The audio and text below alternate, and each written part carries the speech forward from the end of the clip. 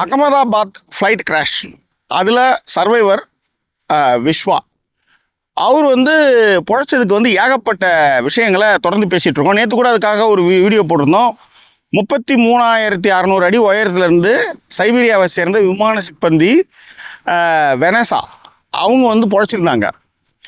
1972 நடந்த விமான விபத்தில் அவங்க பொழைச்சிருந்தாங்க. அதை ஒப்பிட்டு நம்ம ஒரு வீடியோ போட்டிருந்தோம். அதில் நிறைய கேள்வி பதில்கள் கேட்டிருந்தாங்க. எல்லா கேள்விகளும் நம்மளால் பதில் சொல்ல முடியாது. ஆனால் ஒரு சில கேள்விகளுக்கு நமக்கு தெரிஞ்ச ஒரு ஆன்சர்ஸை ஒரு லாஜிக்கலாக புரிதலோட சில விஷயங்களுக்கு பதில் சொல்லலாம் அப்படின்றது தான் இந்த வீடியோவுடைய நோக்கம். ஸோ விரிவான பார்வைக்கு ஸ்ட்ரெயிட் வித் அஸ்.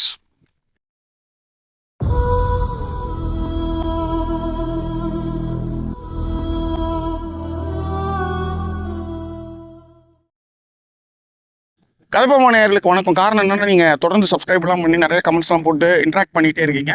ஸோ உங்கள் எல்லாருக்கும் ரொம்ப நன்றி. ஆறுமுக பெருமாள் அப்படின்ற ஒரு கேள்வியை எழுப்பியிருந்தார். என்ன அப்படின்னா, அவர் 100 அடி உயரத்தில் இருக்கும்போது குதிச்சதுன்னு சொல்கிறாரு. கீழே குதிக்கும் போது பார்த்தீங்கன்னா அவர் நல்லா தான் கையை ஆட்டிக்கிட்டு ஃபோன் எடுத்து போயிட்டு இருந்தார். அப்புறம் திரும்ப ஹாஸ்பிட்டல் போனதுக்கப்புறம் பார்த்தீங்கன்னா 2 கையிலுமே கட்டு போட்டிருக்காரு. ஸோ இது எப்படி எந்த வகையில் நம்ப முடியும்? 100 அடி உயரத்துலேருந்து ஒருத்தவங்க குதிச்சாங்கன்னா அவங்க பிழைக்க முடியுமா? இதெல்லாம் தான் அதுக்கான கேள்விகள் அப்படின்னு அவர் சொல்லியிருந்தார். இதை நம்ம பார்க்கும்போது நமக்கு நிச்சயமாக அவங்க கேட்குற கேள்விகள் நியாயமாகவே இருக்கும். ஆமாம்ல, 100 அடி உயரத்துலேருந்து எப்படி ஒருத்தவங்க பிழைக்க முடியும்? அவர் சொல்கிறது எந்த அளவுக்கு உண்மை, டுபாகரா, இந்த மாதிரி நிறைய விஷயங்களை நீங்கள் கேட்க முடியும். ஸோ அதற்கான ஒரு பதில் இந்த இடத்துல நான் சொல்ல கடமைப்பட்டிருக்கேன். எல்லாருமே இந்த தொப்பியில் எல்லாரும் பார்த்துருப்பீங்க. ஏன்னா நான் தொப்பி போட்டு இது வரையும் நான் பேசுனதே கிடையாதா? இது அப்படியே இருக்கு. இந்த கேமரா உமன் என்னுடைய ஒய்ஃப் சுதா ஜாகி சேகருக்கு இதை போட்டுட்டு அப்படியே இருக்கட்டும். ரைட். ஸோ என்ன அதில் பதில்னா, முதல்ல நான் சொன்னது 33,600 அடி உயரத்துலேருந்து விழுந்தவங்க உயிர் பொழைச்சிருக்காங்க. ஓகே, அதற்கான வரலாற்று ஆவணங்கள் எல்லாமே இருக்குது. எல்லா இடத்துலையும் அடி விட்டா சாமியாக போக முடியாது. அதே மாதிரி அவர் ஒரு விஷயம் சொல்கிறார் இல்லையா, அந்த விஷயங்கள் எதுவுமே உண்மை இல்லை. ஏன்னா இந்த பாதிப்பில் அவருக்கு என்ன நடந்ததுன்னே தெரியாது. ஏன்னா எக்ஸ்பர்ட்ஸ் இந்த விமான விபத்து நடந்ததுமே, அவர் நடந்து போகிற வீடியோ அவரை பார்த்ததுமே என்ன சொன்னாங்கன்னா, அவருக்கு மிகப்பெரிய அளவில் என்ன நடந்ததுன்னே குழப்பமாக இருக்கும் அவருக்கு. இப்போ அவர் சொல்கிறத எந்த விஷயத்தையும் நம்மளால் ஏற்றுக்க முடியாது அப்படின்னு சொல்லுவாங்க. இப்போ அவர் எழுந்து நடந்து வந்தார் இல்லையா, அந்த எழுந்து நடந்து வந்ததுக்கப்புறம் அவர் எத்தனை செகண்டு கோமாவலன்னா என்ன நடந்தே தெரியாமல் எழுந்து வர்றது. என்ன நடந்தே தெரியாமல் எழுந்து வரும்போது உங்களுக்கு என்ன இருக்குன்னு தெரியாது அதில். ஸோ என்ன நடந்ததுனே தெரியாமல் இருக்கும்போது எழுந்து வரும்போது உங்களுக்கு அதில் என்ன நடந்ததுனே தெரியாதுன்னு போது அவர் சொல்கிற எதையுமே நம்மளால் ஏற்றுக்கவே முடியாது. உதாரணத்துக்கு பழைய வீடியோவில் சொல்லியிருந்தேன், இப்பயும் சொல்கிறேன். ஏன்னா நான் ஸ்ரீபெரும்புத்தூர்கிட்ட ஒரு ஆக்சிடெண்ட்டு ரிவர்ஸ் எடுத்துருக்கக்கூடாது, நான் எடுத்தேன். ஏன்னா ஒரு சாப்பாடு கடை பின்னாடி இருந்தது. கொஞ்சம் முன்னாடி வந்துட்டேன். ரிவர்ஸ் எடுக்கும்போது பின்னாடி ஒரு பெரிய வேன் மோதிடுச்சு. மோதி பக்கத்தில் இருக்கிற கால்வாயில் என் கார் இறங்குது. மோதிர வரையும் தான் எனக்கு ஞாபகம் இருக்குது. அதன் பிறகு நான் எழுந்தேன். காரை சுற்றி பார்த்தா எல்லோரும் இருக்கிறாங்க. எல்லாம் காரை சுற்றி நிற்கிறாங்க. என் பொண்டாட்டி பின்னாடி என் குழந்தை அழுதுட்டு இருக்கு. ஸோ சுற்றி ஆட்கள், ஒய்ஃப் பயங்கரமாக அழுதுட்டு இருக்காங்க. எனக்கு என்ன நடந்ததுன்னு எனக்கு தெரியாது. அதன் பிறகு கொஞ்சம் ரிலாக்ஸ் ஆனதுக்கப்புறம் என் ஒய்ஃப் சொன்னாங்க, 10 நிமிஷம் நீ மூச்சு பேச்சு இல்லாமல் இருந்த, உன்னை சேகர்ப்பா நான் எழுப்பிக்கிட்டே இருக்கேன், நீ எழுந்திருக்கவே இல்லை. அதாவது நான் இதோட என் வாழ்க்கை முடிஞ்சுன்னு நினச்சேன். அந்த மாதிரியான ஒரு சுச்சுவேஷனில் நீ இருந்த, அதை சொன்னால் புரியாதுப்பா உனக்குன்னும் போது, நண்பர்களே, இன்னைக்கு வரலையும் பின்னாடி கார் அந்த ஒரு லாரி மோதும் போது நான் ஒரு விஷயம் சொன்னேன். அச்சச்சோ ஏதோ சம்திங் லைக் தட், அந்த மாதிரி தான் ஏதோ சொன்னேன். ஷிட் சொன்னேன். ஆமாம், ஷிட் அப்படின்ற மாதிரி சொன்னேன். அவ்வளோதான். மோதினது தான் தெரிஞ்சுது. அதன் பிறகு எனக்கு எதுவுமே தெரியாது. இதுதான் நிதர்சனம். இன்னைய வரலையும் அந்த 10 நிமிஷம் அன்கான்ஷியஸ் என் மைண்ட்லேயே கிடையாது.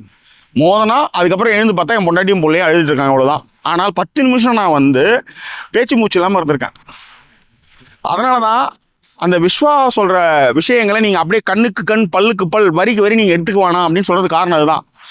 இன்னொன்று, நீங்கள் விளையாடுவீங்க, கால் மக்கிழிச்சிக்கும், அதன் பிறகு நீங்கள் ஷூ போட்டிருப்பீங்க, கார் ஓட்டுவீங்க, பைக் ஓட்டுவீங்க, நடந்து மாடிப்படிலாம் ஏறுவீங்க, எல்லாம் பண்ணுவீங்க.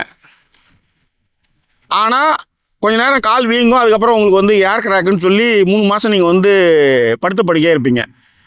சார், அங்கேருந்து நான் வந்து எல்லா இடத்துக்கும் நடந்து வந்தேன் சார், எனக்கு கால் லைட்டாக வலிச்சது சார், ஆனால் இங்கே வந்ததுக்கப்புறம் 3 மாதம் நடக்கக்கூடாதுன்னு சொல்லிட்டாங்க சார். இதுதான். அதனால் நம்ம வாழ்க்கையில் வந்து நம்ம எந்த விஷயங்களை பார்த்தாலும் நம்ம உடனே அதுக்கு வந்து தீர்ப்பு எழுதுகிறோம், உடனே அது எப்படி சாத்தியம் அப்படின்றோம். இதில் சாத்தியக்கூறுகள் நிறைய இருக்கிறதா நான் சொல்கிறேன், ரைட்? ஸோ அவர் வந்து முதல்ல வந்து அவர் வந்து விபத்துலேருந்து எழுந்துட்டார், கால்லாம் அடி இல்லை, கையை வச்சு நடந்து போயிட்டுருக்காரு. அவர் கட்டுமஸ்தான உடம்புதான் இருக்குது, அவரால் வந்து அந்த பெயினை வந்து அவரால் கேதர் பண்ண முடியும். இன்னொன்று, ஃப்ளைட்டில் யாருன்னா திடீர்னு பார்த்தா யாருமே இல்லை, ஒரு மிகப்பெரிய அதிர்ச்சி. அந்த அதிர்ச்சியில் அவருக்கு என்ன சொல்கிறதுனே தெரியாது, அவர் நடந்து போயிட்டுருக்காரு, மீடியா ஃபுல்லாக தொடுத்துது அவரை. ஓகே, ஸோ அப்படி இருக்கும் பொழுது அவர் வந்து என்ன நடந்ததே தெரியாமல் கேட்குற கேள்விக்கு பதில் சொல்கிறப்ப, நான் 100 அடியிலேருந்து குதிச்சேன், நான் கதவை திறந்துன்னு குதிச்சிட்டேன், குதித்து உயிர் தப்பினேன்னு கேட்குற கேள்விக்கு பதில் சொல்கிறாரு. ஆனால் அவர் என்ன நடந்தது சத்தியமாக அவருக்கு தெரியவே தெரியாது. இந்த சைபீரியா விமான சிப்பந்தி இருக்காங்க இல்லையா, வெனஸா, அவங்களுக்கு வந்து அவங்க ஃபுல் கோமா, அவங்க வந்து ஃபுல்லாக கோமாவில் இருந்தாங்க. இது 30 நாள்கிட்ட கோமாவில் இருந்து குழைச்சாங்க. குறைச்சப்புறமா அவங்களுக்கு என்ன பிரச்சனைனா, என்ன நடந்ததுன்னு தெரியல, யாருந்து மட்டும்தான் எனக்கு தெரியும், அதோட ஹாஸ்பிட்டலில் கண்ணு வச்சு தான் தெரியும் அப்படின்னு சொல்லியிருக்காங்க. ஆனால் அன்றைக்கி அவ்வளோ மீடியாலாம் கிடையாது திருத்தி வீடியோ எடுக்கிறதுக்கு. ஆனால் இன்றைக்கி நிறைய வீடியோ இருக்க, மீடியாஸ்லாம் நிறைய இருக்கிறதுனால அவங்களுக்கு தீனி வேணுன்றதுனால நோண்டி கேட்கும்போது, இப்போ நீங்கள் என்னை வந்து கேட்குறீங்க சாப்பிட்டியா, நல்லா இருந்ததுன்னு போது நம்ம என்ன சொல்கிறோம், ஏதோ ஒரு பதில் சொல்கிறோம்ல, நல்லா இருந்தது, உப்பு இல்லைன்னு ஏதோ ஒன்று சொல்கிறோம்ல, அந்த மாதிரி தான் அது. ஆனால் அவருக்கு என்ன நடந்ததுன்னு தெரியாது. அதனால தான் விமான விபத்துக்கு பிறகு நிறைய எக்ஸ்பர்ட்ஸ் வந்து அவர் சொல்கிறது நீங்கள் எதுவுமே இப்போ கணக்கில் எடுத்துக்கவே முடியாது, அது வந்து ஒரு பெரிய ஷாக்கில் இருப்பார், நீங்கள் எதாவது கேட்டதுக்கு பதில் சொல்லுவார், அதெல்லாம் அப்படியே வந்து நம்ம வந்து ஆவணமாக எடுத்துக்க முடியாதுன்னு சொன்னது காரணம் அதுதான். ஸோ அதனால் 33,000 அடி உயரத்துலேருந்து உழுந்து உயிர் பழிச்சவங்க இருக்காங்க, 100 அடியில் உழுந்து அவங்க வந்து பக்கத்தில் இருக்கிற மரக்கலையிலையோ எங்கேயோ உழுந்து வந்துருக்கலாம்னு வச்சுக்காங்களேன். அதனால் நீங்கள் அப்படியே வந்து கண்ணுக்கு கண் பல்லுக்கு பண்ணி பார்த்தீங்கன்னா அது வேலைக்கே ஆகாது. இது வந்து ஆறுமுக பெருமாளுக்கான பதில், ரைட்? அடுத்த கமெண்ட்டாக வந்து ஜெயந்தி ரமேஷ்னு ஒருத்தவங்க கமெண்ட் போட்டிருந்தாங்க. அந்த கமெண்ட் கூட ஓரளவு வேலிடான ஒரு கமெண்ட்டாக தான் இருந்தது. காரணம் என்ன, அவர் முகத்தில் வந்து அந்த பயமே இல்லை அப்படின்னு. நீங்கள் போர் முனையில் போர் முனைக்கெலாம் நம்ம பார்த்ததில்ல, ஆனால் போர் முனையில் என்ன நடக்குன்றத கூடுமான வரை வந்து வார் ஃபிலிம்ஸ் வந்து காட்சிப்படுத்துவாங்க. கூட இருக்கிறவன் செத்துட்டானும் போது ஃபஸ்ட்டு வெறியோட என்னாவும் கோவத்தோடு தான் வந்து நீங்கள் வந்து எதிராளி அடிக்க போவீங்க. அவன் செத்துட்டான் ரைட்டு, ஆனால் இருடா இப்போ உங்களுக்கு கிழிச்சிடறான் அப்படின்னு ஒரு வெறி வருங்களா, அதுதான் வந்து அவருடைய முகத்தில் அந்த எக்ஸ்பிரஷனே இல்லாத இருக்கிறதுக்கு காரணம் அதுதான். ஏன்னா லண்டன் போகணுன்னு ஏறி உக்காந்தேன்டா, திடீர்னு பார்த்தா எரிஞ்சிட்டு இருக்கு, நான் வந்து போகிறேன், என் தம்பி என்னானு எனக்கு தெரியல, அவர் பிரதர் வந்து இறந்துட்டார். ஸோ அப்படி இருக்கும்போது ஒரு பெரிய கன்ஃபியூஷனான ஒரு ஸ்டேட் ஒன்று இருக்குல்ல மைண்டில், அந்த மைண்டில் வந்து அது இல்லாத கரன்னு மீடியா பீப்புள் வந்து ஃபுல்லாக ஃபாலோ பண்ணிகிட்டே வராங்க அப்படின்னும் போது உனக்கு வந்து ஒரு எரிச்சல் இருக்கும்ல, அந்த எரிச்சலில் தான் அவர் நடப்பார். அதே மாதிரி ஹாய் ஸோ தேவையில்லாமல் கேள்விகளை கேட்டுக்கொண்டு இருக்கும் பொழுது எரிச்சலாக தான் இருக்கும். அப்புறம் இந்த ஃபேஸ் எக்ஸ்பிரஷனுக்கு நான் ஏற்கனவே சொன்னேன், வாரில் வந்து இந்த மாதிரி அடித்தா 12ன்ற மாதிரி ஒரு கோவம் தான் வரும். அதே மாதிரி நம்ம மனித மனம் இருக்குல்ல, அது வந்து ரொம்ப அதை வந்து நீங்கள் ஜட்ஜே பண்ண முடியாது. எங்கள் அம்மா இறந்துட்டாங்க, எங்கள் அம்மா இறந்தப்போ எனக்கு வந்து அழுகே வரல. ஓகே, அம்மா இறந்துட்டாங்க, எதிர்பார்த்தது ஓரளவு ரொம்ப உடல் சுகவீனம் இல்லாமல் இருந்தாங்க, இறந்துட்டாங்க.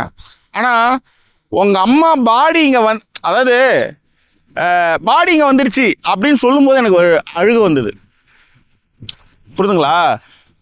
இதுவரையிலும் அம்மாவாக இருந்தாங்க, திடீர்னு பாடி ஆயிடுச்சுன்ற அந்த வார்த்தை பிரயோகம் இருக்குல்ல, அது டக்குன்னு அழுகையை ஏற்படுத்திடுச்சு. அதனால தான் நான் திரும்ப சொல்கிறது என்னென்னா, நம்ம மனசை வந்து நீங்கள் வந்து யோசிக்கவே முடியாது. அதே மாதிரி பார்த்த சில விஷயங்களை மட்டுமே வச்சுட்டு நம்மளால் தீர்ப்பு எழுதவும் முடியாது.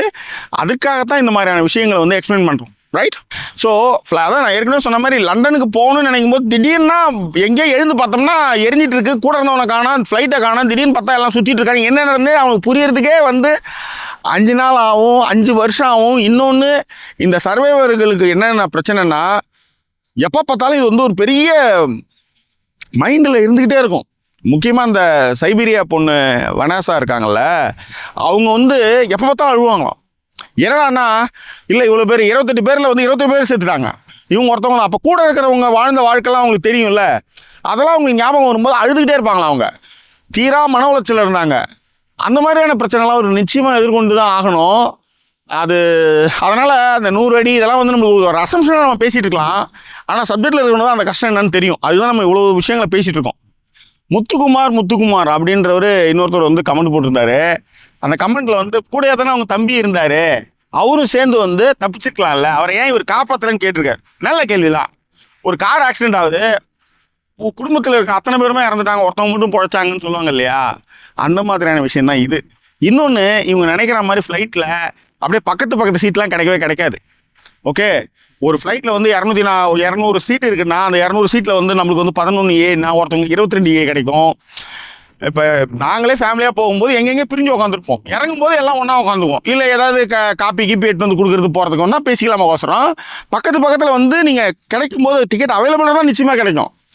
அவசரத்தில் சில நேரத்தில் புக் பண்ணும்போது இவ்வளோ தான் 10 சீட்டு தான் இருக்குன்னு போது அது ரேண்டமாக எங்கெங்கேயோ சீட்டு இருக்கும். ஏன்னா அதுக்கு முன்னாடி எல்லாம் புக் பண்ணியிருப்பாங்க.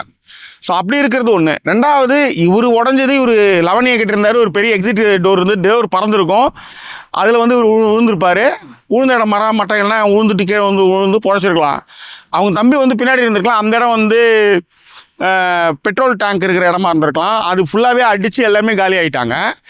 ஸோ அதனால் அவர் எப்படி காப்பாற்றுறீங்கன்னு கேட்கும்போது, நீங்கள் நிறைய இங்கிலீஷ் படம்லாம் நிறைய பார்த்து உடம்புக்கு எடுத்துக்கிறீங்கன்னு நினைக்கிறேன் முத்துக்குமார். நீங்கள் நினைக்கிற மாதிரி வந்து, அதாவது கண்ணிமைக்கும் நேரத்தில் சடிதியில் எதுவுமே நீங்கள் யோசிக்கிறதுக்குள்ளே நடக்கிறதா விபத்து.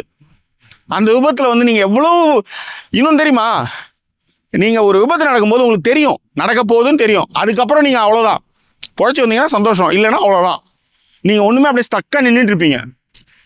ஃப்ராக்ஷன் ஆஃப் செகண்டில் வந்து நீங்கள் யோசிக்கிறது வந்து அந்த நேரத்தில் ஒன்றுமே நடக்காது. எல்லாமே ஸ்டேபிளாக அப்படியே நிற்பீங்க, அப்படியே ஸ்டாச்சு மாதிரி நிற்பீங்க. அதுதான் அங்கே இருக்கிற பிரச்சனை. ரைட், எனிவே, குடும்பனவரை இந்த விஷயத்தை எளிமைப்படுத்தி சொல்கிறது தான் நம்மளுடைய நோக்கம். அதே மாதிரி நம்மளுடைய வாழ்க்கையில் நடந்த விஷயங்களையும் அதில் சேர்த்து குடும்பனவரை முயற்சி செய்து இதை சொல்லியிருக்கேன். இந்த மாதிரி வீடியோக்கள் பார்க்குற நண்பர்கள் முக்கியமாக லைக் போடுங்க, உங்களுடைய கருத்துக்களை பின்னோட்டங்களை தெரிவிப்படுங்க. நீங்கள் எந்த மாதிரி கேட்டாலும் எனக்கு அதை பற்றி பிரச்சனை இல்லை. ஆனால் இப்போ முத்துக்குமார் மாதிரியான கேள்விகள்லாம் வந்து சரி, அப்புறம் அதையும் நம்ம பேசி தான் ஆகணும். ரைட், ஸோ அதுதான் இங்கே சொல்லக்கூடிய விஷயம். அதே மாதிரி வந்து என் ஒய்ஃப் வந்து வீடியோ எடுக்கிறாங்க அப்படின்றதுனாலே வந்து அந்த ஒர்க்கே நல்லா இல்லைன்னு விஷயங்கள்லாமும் பேசிகிட்டு இருக்காங்க. இது எப்பயுமே நடக்கிற விஷயம். நம்மளுக்கு வந்து முதல்ல நிறைய பேருக்கு வந்து நான் வந்து யூகே வந்ததே யாருக்கும் பிடிக்கல. ஓகே, இந்த யூகே வந்து இப்படி ஒரு லைஃப்பை லீட் பண்ணுறது போகிறதே வந்து ஹாய். ஸோ யூகே வந்து ஒரு லைஃப் லீட் பண்ணது நிறைய பேர் பிடிக்கல. அதுவும் வந்து என் ஒய்ஃப்லாம் வீடியோ எடுக்கிறாங்க போகிறாங்கன்னு தாண்டா வரானுங்க, அதுக்குன்னே வந்து நிறைய கமெண்ட்ஸ்லாம் வருது வச்சுக்கலாம். அந்த மாதிரி கமெண்ட்ஸ் வரும்போது அதை நம்ம வந்து பிளாக் பண்ணிட்டு போயிட்டே இருப்போம். பட் இந்த மாதிரியான கமெண்ட்லாம் வரும்போது தெளிவுபடுத்துறது சொல்கிறது என்னுடைய கடமை. வீடியோ எடுக்கிற என்னுடைய ஒய்ஃபுக்கு என்னுடைய நன்றி. நிகழ்ச்சியை பார்த்துட்டு இருக்க அத்தனை பேருக்கு எங்களுடைய நன்றி அன்பு இந்த நேரத்தை தெரிவிச்சுக்கிறோம். மீண்டும் வேறு எபிசோட உங்களை நாங்கள் சந்திக்கிறோம். அது ஒரு நன்றி கூறிய உங்கள் ஜாக்கி சேகர். நன்றி, வணக்கம்.